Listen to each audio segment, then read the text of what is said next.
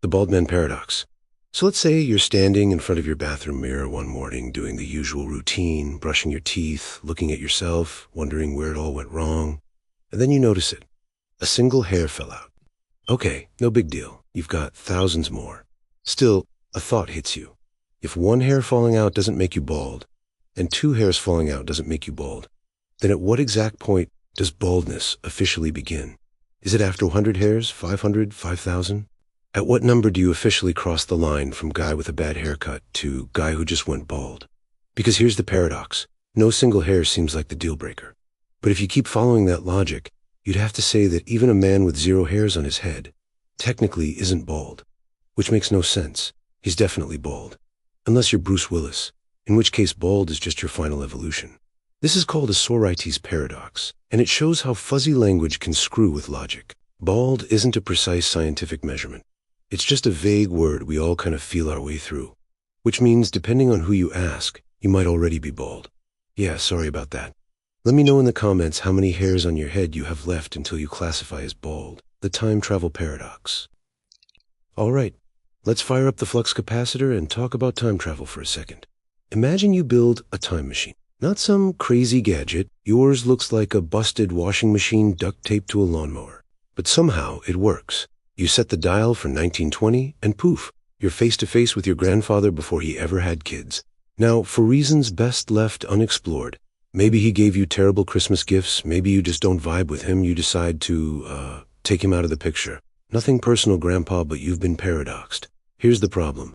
If you succeeded, then your grandfather never had kids, which means your parents were never born, which means you were never born, which means you couldn't have gone back in time to do the deed in the first place, which means your grandfather is alive again? It's like a cosmic game of peekaboo where existence just glitches out. The paradox shows that time travel to the past breaks causality, which is the chain of cause and effect that reality is built on. Unless, of course, the multiverse exists. In that case, you didn't erase yourself. You just spawned a whole new universe where you're a monster and Grandma is single forever. Either way, if you're planning on traveling back in time, maybe just shake your grandfather's hand and thank him for surviving the Great Depression. Don't, erase your own family tree. The barber paradox. Picture this.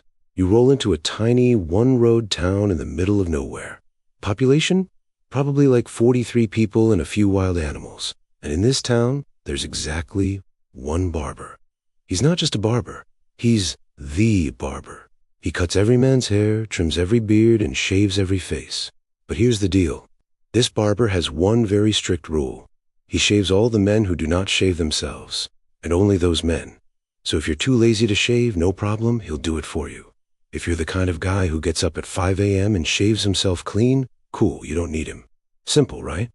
Except who shaves the barber? If the barber shaves himself, then according to his rule, he shouldn't be shaving himself, because he only shaves men who don't shave themselves. But if he doesn't shave himself, then he falls into the group of men who must be shaved by the barber, which awkwardly is also him. No matter what he does, the rule breaks down. Basically, the barber is cursed to live in a paradox where he either shaves himself illegally, or he doesn't shave and still has to shave himself anyway. He's stuck in an endless cycle. Philosopher Bertrand Russell came up with this paradox to show how self-reference can completely derail logic. So, moral of the story, don't live in a town where the barber is both the hero and the villain. The unexpected exam paradox. All right, let's go to school for this one. You're sitting in class, half asleep, doodling pictures of stickmen getting eaten by dinosaurs when your teacher suddenly says, "There will be a surprise exam next week. You won't know which day until I hand it out." At first, everyone panics, but then you start thinking. You're like, wait a second, this exam can't actually happen. You start breaking it down with some flawless logic. First, you eliminate Friday, because if Thursday rolls around and you haven't had the test yet, then obviously it's got to be Friday. But that means it wouldn't be a surprise. So it can't be Friday. Okay, cool. But if it can't be Friday, then it also can't be Thursday, because if it hasn't happened by Wednesday, Thursday would be the last possible day left, so it also wouldn't be a surprise. And using the same logic, you eliminate Wednesday, Tuesday, and finally even Monday. You smugly sit back like some kind of wish Sherlock Holmes and announce to your classmates, there will be no exam at all. Fast forward to Tuesday. You walk into class without your backpack, without a pencil, just vibes. And then, damn, the teacher slams a test down on your desk. You're caught completely off guard. Congratulations, you just failed the world's easiest paradox. This is the unexpected exam paradox, and it's basically a logic trap. If you try to outsmart the surprise, you reason yourself into believing the exam is impossible. But the very fact that you don't expect it anymore makes it possible again. Sometimes overthinking just cooks you. The liar's paradox. Imagine you're at a party, and for some reason, instead of talking to normal people, you decide to corner everyone with logic puzzles. You stand up on a chair, raise your red solo cup like a king, and announce, "I am lying right now." At first, people just stare at you. Then the headache sets in. Because if the statement, "I am lying," is true, then you're lying, which means the statement isn't true. But if it's false, then you're telling the truth, which means it's true again. You're stuck in a perfect loop of brain static where the words cancel themselves out. And everyone at the party suddenly regrets inviting you. This is the liar's paradox, and it's one of the oldest logic breakers in history. It goes all the way back to ancient Greece, where a philosopher named Epimenides, who, fun fact, was himself a Cretan, declared, "All Cretans are liars," which immediately raises the question, if he's telling the truth, then he must be lying. But if he's lying, then some Cretans must be telling the truth. And if you're not lost yet, congratulations, you're lying to yourself. So if you're ever tempted to bust this one out at a party, just remember, it doesn't make you look like a genius. It just makes everyone else quietly move away from you. The indescribable paradox. The word indescribable was created so that nothing can be truly indescribable. Think about that one for a moment. The moment you call something indescribable, you've literally just described it. If it truly couldn't be described, you wouldn't be able to slap a label on it in the first place. So either the thing isn't actually indescribable, or the word itself is lying. The Monty Hall paradox. All right, let's play a game. You're on a cheesy 70s game show, standing under hot studio lights while wearing a suit. The host, Monty Hall, greets you with a big smile and points to 3 doors. Behind one door, a brand new car. Behind the other 2, goats. You pick a door, let's say door number 1. Monty, who knows what's behind all of them, opens another door, say door number 3, and reveals a goat. Then he looks at you with his big game show grin and says, "Do you want to stick with your door or switch to the other one?" Now here's where the paradox kicks in. Most people say it doesn't matter. 2 doors left, 1 car, 1 goat. It's 50-50, right? Wrong. Switching actually doubles your odds of winning the car. If you stick with your first choice, you only have a 1 in 3 chance. But if you switch, you've got a 2 in 3 chance. Why?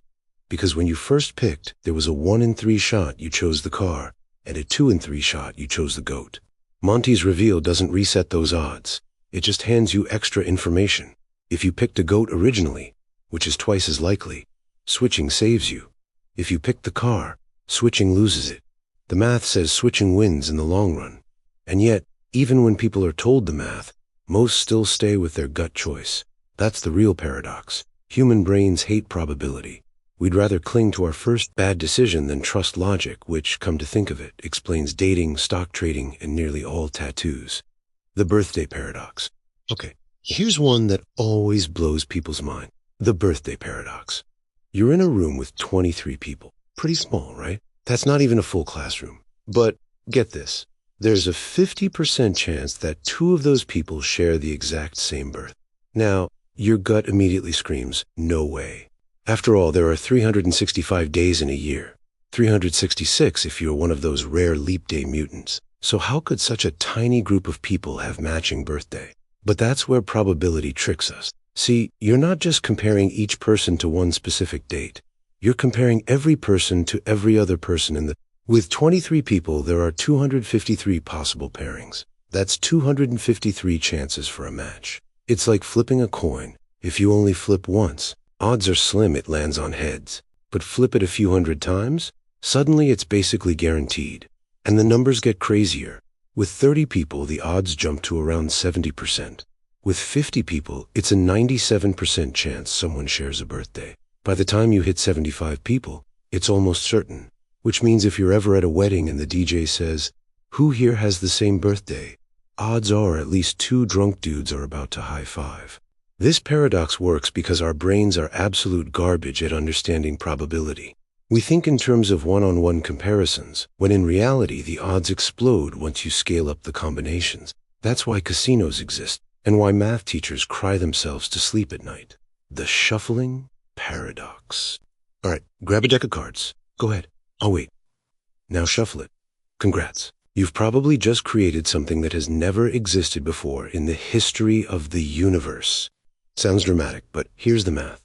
There are 52 cards in a deck, and the number of possible ways to arrange them is 52 factorial. That's every number between 52 and 1 multiplied by each other. Do the math and you'll get an 8 followed by 67 heroes. To put that in perspective, that's more possible shuffles than there are atoms in our entire galaxy. So every time you shuffle a deck, odds are astronomically high that the exact order of cards in your hand has never existed before in the history of the universe. Not in Vegas, not in Monte Carlo, not in your family poker nights, never. And the kicker? It will never exist again either.